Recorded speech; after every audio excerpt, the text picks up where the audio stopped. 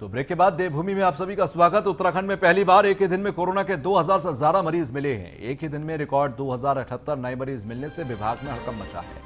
इसके साथ ही राज्य में कुल मरीजों का आंकड़ा 40,000 के पार हो गया है। पिछले 24 घंटे में 14 मरीजों की मौत भी हुई, जबकि 878 मरीज ठीक होने के बाद डिस्चार्ज किए गए।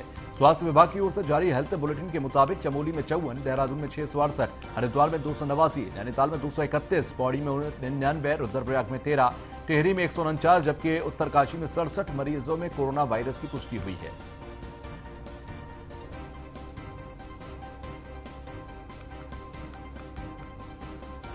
तो उत्तराखंड में कोरोना के रिकॉर्ड 2078 मामले पिछले 24 घंटे में सामने आए हैं।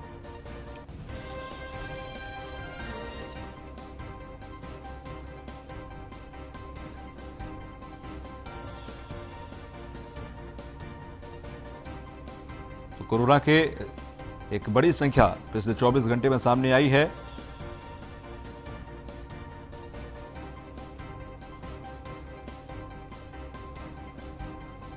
आपको बता दें कि 2078 नए मामले पिछले 24 घंटे में सामने आए और एक बड़ी संख्या है। इसके बाद अगर बात करें 40,000 के पार यह संख्या हो चुकी है। संक्रमितों की कुल संख्या 40,000 के पार है। ऐसे में सरकार के माथे पर चिंता की लकीरें और ज्यादा गहरी होती नजर आ रही है।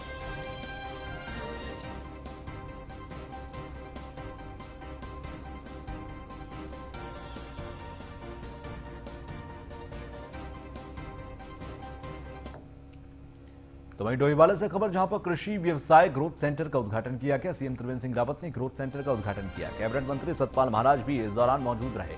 इस तरह से 100 से ज्यादा ग्रोथ सेंटर्स को अनुमति दी गई। जो कार्य इंडस्ट्रियल एरिया में होता था वो ग्रोथ सेंटर्स से होगा।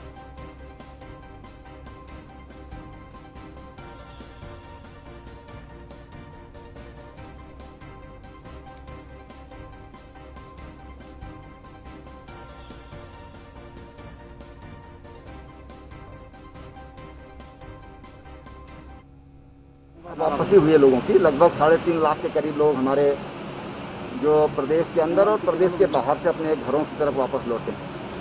ये ग्रोथ सेंटर का जो हमारा कॉन्सेप्ट है, इस पर हम लंबे समय से हम लोग काम कर रहे थे। जब सरकार बनाई थी उसके कुछ दिनों बाद ही हमने इसकी शुरुआत करी थी। आज लगभग 100 से अधिक इस तरह के सेंटर जैसा यहाँ पर बना है, ऐसे ही 100 से अधिक सेंटरों को स्वीकृति दी है और काफ़ी अधिक जो सेंटर हैं उसमें वो आज प्रोडक्शन पर आ गए हैं। ये एक मॉडल है हमारे गाँव के लिए कि रूरल अर्थव्यवस्था कि गाँव में भी वो चीज़ बन सकती है जो हम इंडस्ट्रियल एरिया में जो चीज़ें बनती हैं, उसके लिए एक मॉडल के तौर पर एक ग्रोथ सेंटर हमने खड़े किए हैं। काफ़ी वापसी हुई है लोगों की, लगभग 3.5। निश्चित रूप में पलायन में रिवर्स पलायन होगा। लोग दोबारा हमारे पहाड़ों में आए, पहाड़ों को आबाद करेंगे, खेती करना शुरू करेंगे। अभी जो बहुत से हमारे उत्तराखंडी लौट कर के आए हैं, उन्होंने ऑप्शन लिया है। इसके बाद हम चाहते हैं वर्टिकल फार्मिंग का जो कॉन्सेप्ट है वो लाया जाए।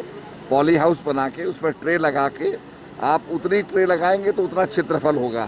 तो इस प्रकार की एक्वाफोनिक आपकी वर्टिकल फार्मिंग होगी तो मैं समझता हूँ किसान को काफ़ी लाभ मिलेगा। निश्चित रूप में पलायन में रिवर्स पलायन होगा। लोग दोबारा हमारे पहाड़ों में आए। खबर डोईवाला से है, जहां पर गन्ना किसानों को सरकार की ओर से बड़ा तोहफा मिला।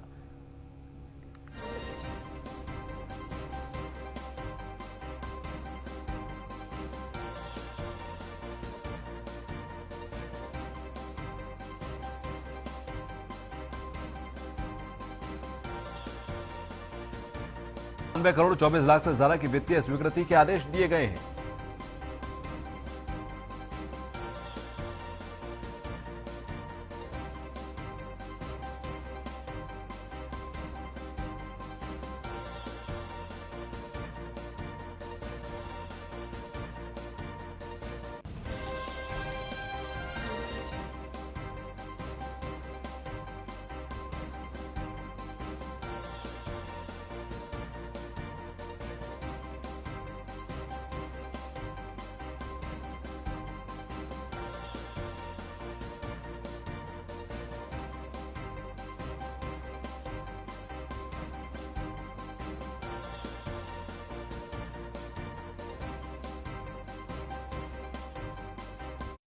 देखिए, हमारे किसानों के लिए बहुत बड़ी उपलब्धि है क्योंकि इतना इकट्ठा पैसा कभी किसानों को मिल नहीं पाता था।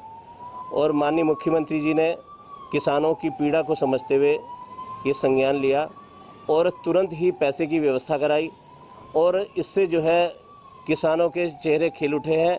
किसान बहुत खुश हैं, बराबर फ़ोन से अपने कार्यक्रम करके मुख्यमंत्री जी के प्रति आभार प्रकट कर रहे हैं। मुख्यमंत्री का बहुत बहुत धन्यवाद। आज तक किसी सरकार ने या किसी मुख्यमंत्री ने पूरा भुगतान एक मुश्त नहीं किया। एक मुश्त भुगतान मिलने से सभी काश्तकार मुख्यमंत्री जी का तहे दिल से धन्यवाद देते हैं। अपने राज्य मंत्री करण बोहरा जी का भी, सभी लोग। तो वहीं मुख्य सचिव ओम प्रकाश ने सचिवालय में कोविड-19 पर प्रभावी नियंत्रण के लिए वीडियो कॉन्फ्रेंसिंग के माध्यम से सभी अधिकारियों और स्वास्थ्य विभाग के अधिकारियों के साथ बैठक की। मुख्य सचिव ने निर्देश दिए हैं कि होम आइसोलेशन का नियमानुसार पालन किया जाए। ये सुनिश्चित किया जाए कि होम आइसोलेशन किट सभी को मिल जाए। स्वास्थ्य विभाग की टीम द्वारा होम आइसोलेशन किए गए लोगों को घरों पर जाकर उनको सभी जानकारी और आवश्यक दवाई उपलब्ध कराई जाए। उन्होंने कहा कि सोमवार से राज्य में आने वाले लोगों को बॉर्डर पर कुछ रियायतें दी जाएंगी, जिससे आने वाले लोगों की संख्या बढ़ेगी। 1 महीने बाद त्योहारों का सीजन भी शुरू हो जाएगा, जिससे आवागमन में तेजी से वृद्धि होगी। इन बातों को ध्यान में रखते हुए सभी जिलाधिकारी आवश्यक व्यवस्थाएं सुनिश्चित कर लें।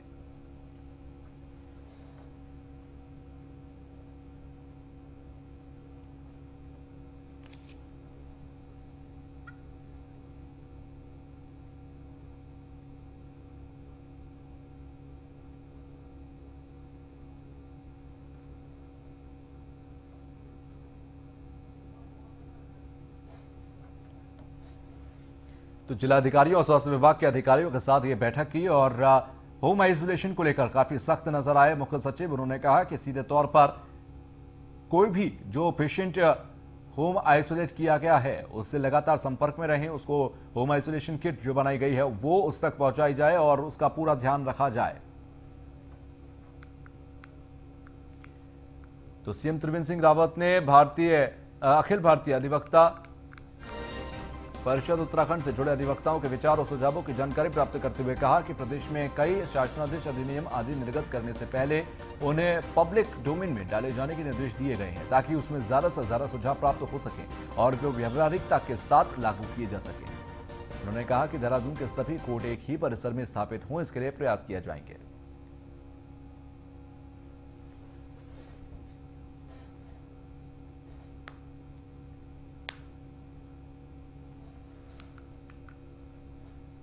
खबर नैनीताल से, जहां पर प्रदेश के उच्च शिक्षा मंत्री धन सिंह रावत ने कुमाऊं विश्वविद्यालय के प्रशासनिक भवन में अधिकारियों और कर्मचारियों के साथ बैठक की।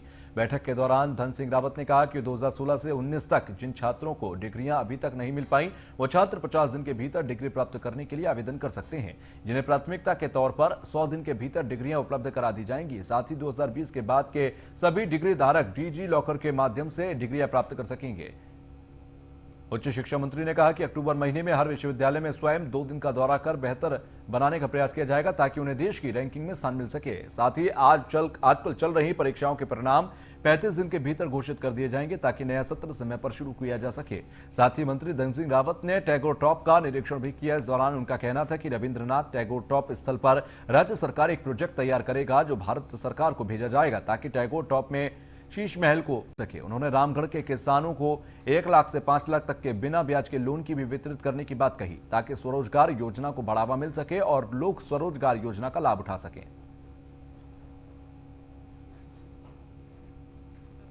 मुख्यमंत्री जी का धन्यवाद देना चाहता हूं कि कुमाऊं विश्वविद्यालय में एक बड़ा काम ये हो गया है कि अब शोभन सिंह जीना नया विश्वविद्यालय बन गया है।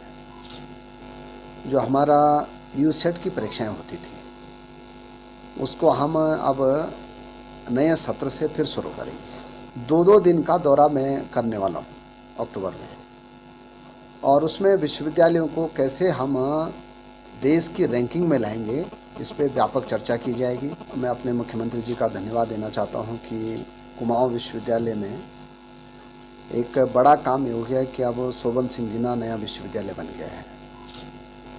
जो हमारा यूसेट की परीक्षाएं होती थी, उसको हम अब नए सत्र से फिर शुरू करेंगे। 2-2 दिन का दौरा मैं करने वाला हूँ अक्टूबर में, और उसमें विश्वविद्यालयों को कैसे हम देश की रैंकिंग में लाएंगे, इस पे व्यापक चर्चा की जाएगी।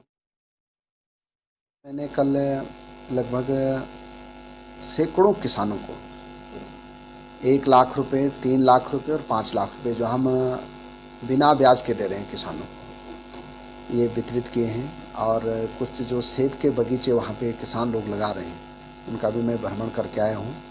हम स्वरोजगार के लिए इस समय लाखों लोगों को प्रेरित कर रहे हैं कि वो स्वरोजगार करें, और सरकार उसके लिए 90। तो अब खबर हरिद्वार से है, जहां पर बायोमेडिकल वेस्ट की अनुमति नहीं लेने वाले 62 अस्पतालों को प्रदूषण नियंत्रण बोर्ड ने नोटिस जारी कर दिया। आपको बता दें कि अस्पतालों से निकलने वाला बायोमेडिकल वेस्ट का कलेक्शन और निस्तारण होना जरूरी है, ताकि अस्पतालों में साफ सफाई बनी रहे और बायोमेडिकल वेस्ट का निस्तारण हो सके। वहीं पिछले दिनों इस बारे में डॉक्टर्स के साथ प्रदूषण नियंत्रण बोर्ड ने एक सेमिनार का भी आयोजन किया था, जिसमें बायोमेडिकल वेस्ट के बारे में जानकारी दी गई थी। प्रदूषण नियंत्रण बोर्ड के क्षेत्र अधिकारी का कहना है कि बोर्ड में अनुमति लेना जरूरी है। अगर कोई अस्पताल अनुमति नहीं लेता है तो उस पर 50,000 रुपए का अर्थदंड यानी कि जुर्माना लगाया जाएगा। साथ ही उन्होंने कहा कि कई अस्पताल नोटिस के बाद अनुमति लेने आ रही हैं, तो वहीं मंडावर में कूड़ा निस्तारण के लिए एक प्लांट बनाया गया, ताकि कूड़े का सही तरीके से निस्तारण हो और प्रदूषण से बचा जा सके। मेडिकल वेस्ट, बायोमेडिकल वेस्ट जो हॉस्पिटल से निकलता है, उसका सही ढंग से कलेक्शन और निस्तारण होना बहुत आवश्यक है। हमारे पास जनपद हरिद्वार में जितने भी हॉस्पिटल्स हैं, लगभग 380-90 के आसपास हॉस्पिटल्स हैं। हमने समय समय पर उनका निरीक्षण कर रहे हैं। उनको हमसे ऑथोराइजेशन लेना पड़ता है, वो हमसे ऑथोराइजेशन ले रहे हैं। जिनके द्वारा ऑथोराइजेशन नहीं लिया गया है, उनको हम नोटिस दे रहे हैं और उनके आवेदन हमारे पास आने शुरू हो गए हैं। हम समय समय पर निरीक्षण करेंगे हॉस्पिटल्स का, और उसके अलावा जहां इस कूड़े का निस्तारण होता है, कॉमन एक ट्रीटमेंट फैसिलिटी हमारे पास।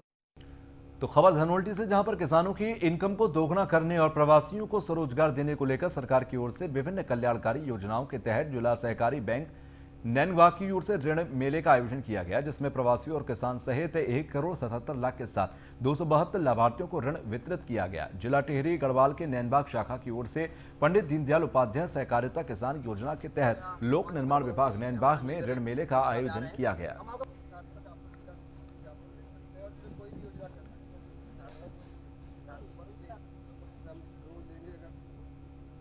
इससे पहले मैं ट्रैवल एंड टूरिज्म में था, और मैं बाहर दुबई में भी था। इससे पहले दिल्ली में था। तो अभी ये कोविड-19 की वजह से मार्च से अभी यहीं पे हैं, घर पे। तो हमने लोन के लिए अप्लाई किया था अपने स्वरोजगार के लिए, तो जिसमें हमने गाय पालने के लिए ये लोन लिया है, जो आज हमें 1 लाख। नैनबाग ऋण मेला में अभी तक हम 1,77,00,000 लोगों को, प्रवासी लोगों को लोन दे चुके हैं। हमने आज भी कहा कि भाई अगर कोई ठोस, कोई युवा साथी, कोई प्रवासी युवा साथी, कोई बहन, और अगर कोई अच्छा कोई धरातल में कोई काम करना चाहता है, जैसे मुर्गी पालन हो गया, भैंस पालन हो गया, मधुमक्खी पालन हो गया। ये है कि चूँकि निबंधक महोदय का जो आदेश था कि हर ब्रांच स्तर पे एक ऋण मेले का आयोजन किया जाए, जो लाभार्थी हमारे उसके लिए चयनित किए गए हैं, उस मेले में उनको उस संबंधित ऋण और जिस उद्देश्य के लिए था, उनको चेक वितरण किया जाए। इसका जो आयोजन हमारे अध्यक्ष महोदय की अध्यक्षता में हुई है, और जिसका उद्देश्य तो बकरी पालन। खबर बाजपुर से, जहां पर प्रधानमंत्री नरेंद्र मोदी के जन्मदिवस को सेवा सप्ताह के तौर पर मनाते हुए कैबिनेट मंत्री यशपाल आर्य ने दिव्यांगों को उपकरण बांटे। इस दौरान कैबिनेट मंत्री ने देश के प्रधानमंत्री नरेंद्र मोदी की लंबी उम्र की कामना की। आपको बता दें कि बाजपुर के धर्मशाला में प्रधानमंत्री नरेंद्र मोदी के जन्मदिवस को सेवा सप्ताह के तौर पर मनाते हुए कार्यक्रम आयोजित किया गया, जिसमें मुख्य अतिथि के तौर पर पहुंचे कैबिनेट मंत्री यशपाल आर्य ने कई दिव्यांगों को जरूरी उपकरण वितरित किए। कि आपको मालूम है 17 सितंबर को आदरणीय प्रधानमंत्री जी का जन्मदिन था, लेकिन कैबिनेट की वजह से मैं यहाँ पर कार्यक्रमों में शिरकत नहीं कर पाया। आज हमने और पार्टी संगठन ने मिलकर यहाँ पर जो हमारे दिव्यांग जन हैं, उनको व्हील चेयर, उनको बैसाखी, उनको हेयरिंग एड और वस्तुएं। खबर रुद्रप्रयाग से, जहां पर केदारनाथ आपदा में लापता 4 लोगों के नरकंकाल जंगल से बरामद हुए। रुद्रप्रयाग पुलिस ने 4 दिन से जंगल में चला रखा था सर्च अभियान। गौरीमाई खर्क के जंगल से बरामद हुए 4 लोगों के बरामद नरकंकालों का डीएनए सैंपल के बाद सोनप्रयाग में अंतिम संस्कार किया जाएगा। तो वहीं कांग्रेस ने किए एक सप्ताह तक सभी सार्वजनिक कार्यक्रम स्थगित। ऋषिकेश अध्यक्ष शिवमोहन मिश्रा की मृत्यु से कांग्रेस में शोक है और प्रदेश अध्यक्ष प्रीतम सिंह समेत कई पार्टी नेताओं ने दुख जताया है। प्रदेश प्रभारी देवेंद्र यादव का उत्तराखंड आने का कार्यक्रम भी स्थगित हुआ। 23 सितंबर को विधानसभा के बाहर धरने के कार्यक्रम को भी स्थगित कर दिया गया। एक सप्ताह बाद पार्टी के कार्यक्रम तय किए जाएंगे, प्रदेश उपाध्यक्ष ने कहा। ये बहुत महत्वपूर्ण नेता ऋषिकेश के अध्यक्ष शिव मोहन मिश्रा जी, जो कई पीढ़ियों से कांग्रेस के लिए समर्पित थे, हमारे ऋषिकेश के अध्यक्ष थे। कोरोना संक्रमित हो गए, अस्पताल में भर्ती हुए, एम्स में आज सुबह उनका देहांत हो गया। उनके देहांत से पूरे राज्य के कांग्रेस जन स्तब्ध हैं। असमय एक युवा अवस्था में, बहुत युवा अवस्था थी उनकी, इस समय उनका जाना उनके परिवार के लिए तो एक बहुत बड़ा झटका है ही, पूरी पार्टी के लिए भी बहुत बड़ा नुकसान है। प्रदेश अध्यक्ष जी बहुत ज़्यादा दुखी हैं। उन्होंने उनके परिवार के प्रति अपनी संवेदना। खबर हल्द्वानी से, जहां पर नेता प्रतिपक्ष इंदिरा हृदयेश को मैक्स हॉस्पिटल में नहीं मिला कमरा। देहरादून पहुंची इंदिरा हृदयेश अब सिनर्जी अस्पताल में भर्ती हुई है। कोरोना पॉजिटिव नेता प्रतिपक्ष इंदिरा हृदयेश को सरकारी हेलीकॉप्टर से लाया गया देहरादून। मैक्स हॉस्पिटल में सरकार के प्रयासों के बावजूद नहीं दिया गया प्राइवेट रूम। इंदिरा हृदयेश ने मैक्स हॉस्पिटल पर जताई नाराजगी। मैक्स हॉस्पिटल में व्यवस्थाओं को लेकर उठ रहे हैं सवाल।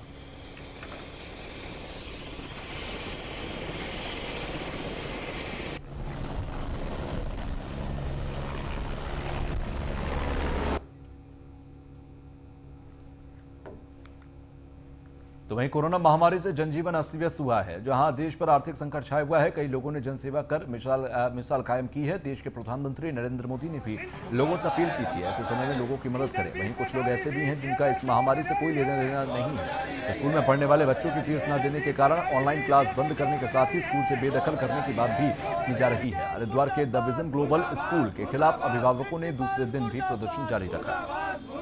प्रिंसिपल को सस्पेंड करो, सस्पेंड करो, सस्पेंड करो, प्रिंसिपल को सस्पेंड करो, सस्पेंड करो, सस्पेंड करो, ऑनलाइन क्लासेस स्टार्ट करो, स्टार्ट करो। क्या हुआ है, इन्होंने ट्यूशन फीस के नाम से सारे चार्जेस एक जगह जोड़ रखे हैं और उसी को इन्होंने मेन मुद्दा बनाया। मेन बात ये है, जो अहम मुद्दा है कि प्रधानाचार्य जो है स्कूल के प्रिंसिपल सर है, उनसे हमने एक बार, दो बार, तीन बार रिक्वेस्ट करी। उनका जो कहना है, उनका ये कहना है कि अगर आप इस रिगार्डिंग। तो वहीं देश के प्रधानमंत्री नरेंद्र मोदी के जन्मदिवस को सेवा सप्ताह के तौर पर मनाया जा रहा है, जिसको देखते हुए भारतीय जनता पार्टी के जिला अध्यक्ष विनोद रतूड़ी द्वारा बीजेपी कार्यालय में 70 विकलांगों को 70 उपकरण बांटे गए। और बीजेपी जिला अध्यक्ष विनोद रतूड़ी ने कार्यकर्ताओं को संबोधित करते हुए कहा कि प्रधानमंत्री नरेंद्र मोदी के जीवन से सभी को प्रेरणा लेनी चाहिए।